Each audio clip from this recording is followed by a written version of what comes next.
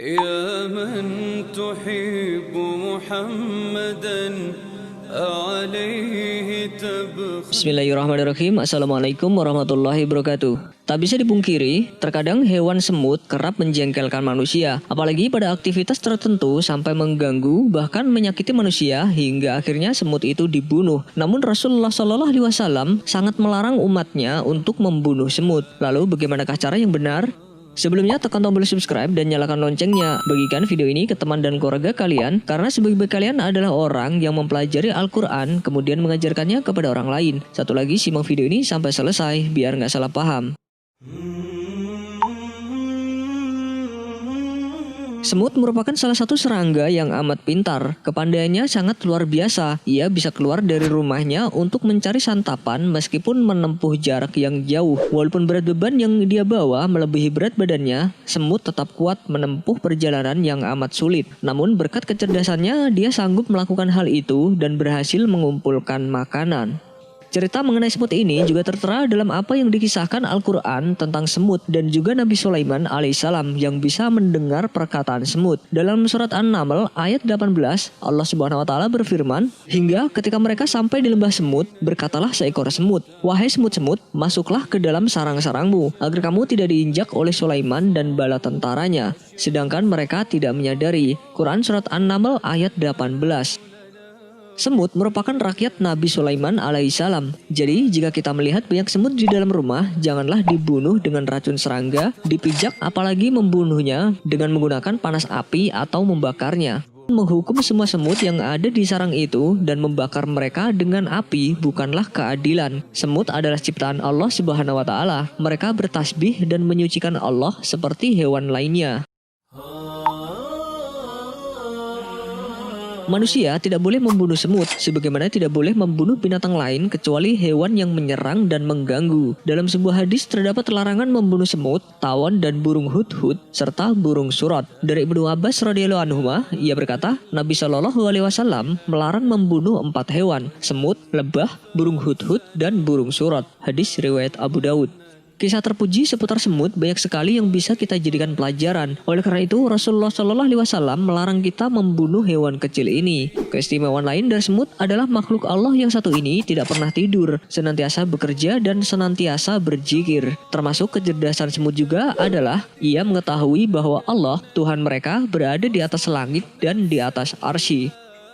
Abu Hurairah meriwayatkan bahwa Rasulullah SAW pernah bersabda, suatu ketika Sulaiman keluar untuk mencari minum. Ia lalu melihat seekor semut terbaring terbalik dengan mengangkat kaki-kakinya ke langit dan mengucapkan, "Ya Allah, sesungguhnya kami adalah makhluk dari makhlukmu. Kami tidak dapat hidup tanpa pemberian minummu." Nabi Sulaiman pun berkata, "Kembalilah kalian, sesungguhnya kalian telah diberi minum berkat doa selain kalian." Hadis riwayat Ahmad.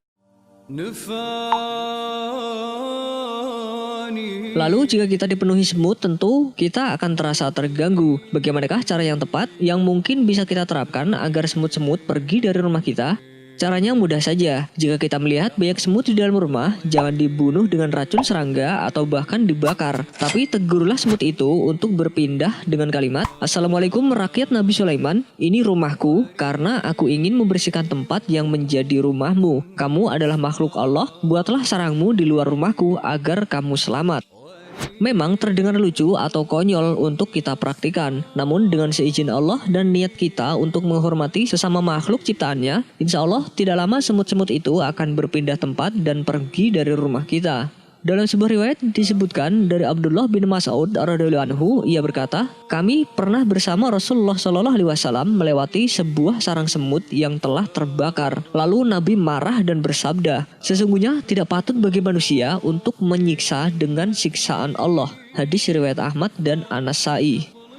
Maksud dari menyiksa dengan siksaan Allah adalah menyiksa dengan api, karena api adalah kepunyaan Allah Subhanahu wa taala. Seperti dijelaskan dalam hadis berikut ini. Dari Hamzah bin Amr Al-Aslami, beliau bercerita bahwa Rasulullah SAW pernah mengutusnya bersama pasukan perang. Ketika hendak berangkat, Nabi SAW berpesan, "Jika kalian menjumpai si A, bakarlah dia dengan api." Kemudian aku berangkat, lalu beliau memanggilku dan aku kembali, dan beliau berpesan, "Jika kalian menangkap si A, bunuhlah dan jangan kalian bakar, karena tidak boleh menyiksa dengan api kecuali Tuhannya api, yaitu Allah. Hadis riwayat Abu Daud yang disahihkan oleh Al-Albani. Wallahu a'lam bishawab. Wassalamualaikum warahmatullahi wabarakatuh. Sebelum beranjak dari video ini, mungkin video sebelumnya juga menarik untuk dilihat nih. Tak hanya dilarang oleh agama saja, pemerintah juga melarang umat manusia untuk melakukan perzinahan. Berikut ini ada kisah mengenai perzinahan. Sebelumnya tekan tombol subscribe dan nyalakan loncengnya. Bagikan video ini ke teman dan keluarga kalian, karena sebaik-baik kalian adalah orang yang mempelajari Al-Quran kemudian mengajarkannya kepada orang lain. Satu lagi, simak video ini sampai selesai, biar nggak salah paham.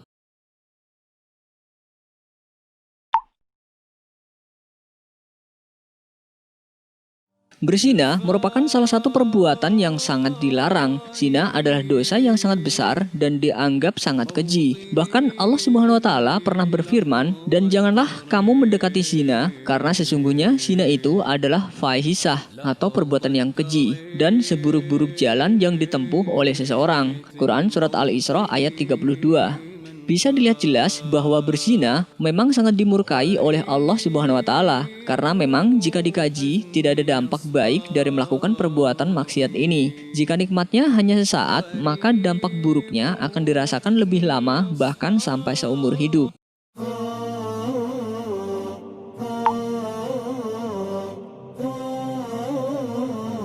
Mengenai perbuatan zina, di zaman Rasulullah SAW ada kisah yang mengatakan bahwa ada seorang pemuda yang mendatangi Nabi Muhammad SAW dan berkata agar diizinkan untuk melakukan zina.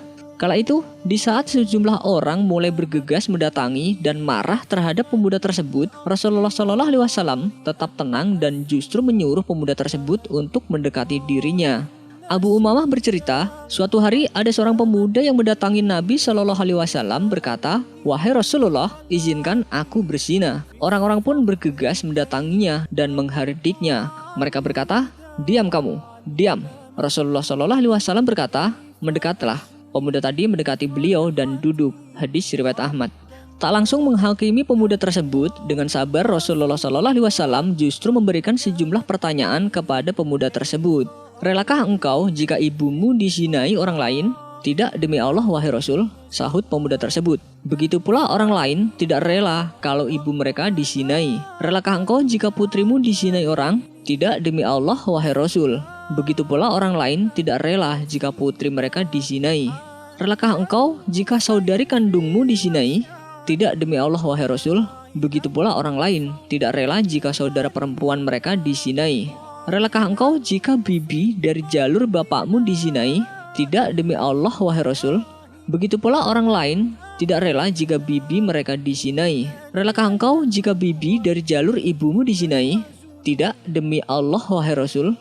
"Begitu pula orang lain tidak rela jika bibi mereka dizinai." Hadis riwayat Ahmad. Lalu Rasulullah SAW meletakkan tangannya di dada pemuda tersebut dan berdoa untuknya. "Ya Allah, ampunilah kekhilafannya, sucikanlah hatinya, dan jagalah kemaluannya." Hadis riwayat Ahmad. Dan syukurnya atas peringatan yang diberikan Rasulullah SAW dengan cara yang lembut, pemuda itu berubah pikiran dan menghindari perbuatan zina. يا من تحب محمدا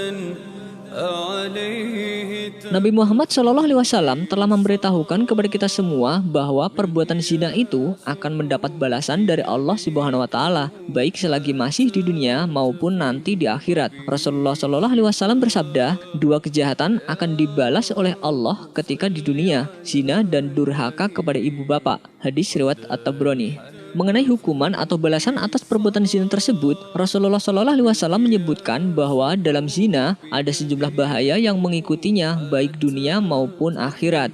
Misalnya jika di dunia, orang tersebut akan mengalami seperti cahaya akan hilang dari wajah orang yang berbuat zina, umurnya akan semakin pendek, serta kekal dalam kemiskinan. Sedangkan jika di akhirat, tentunya murka Allah menanti, hisabnya buruk, serta mendapat siksaan di neraka. Na'udzubillahi min dalik. Wallahu a'lam bishawab. Wassalamualaikum warahmatullahi wabarakatuh. رد الحياة إلى الحياة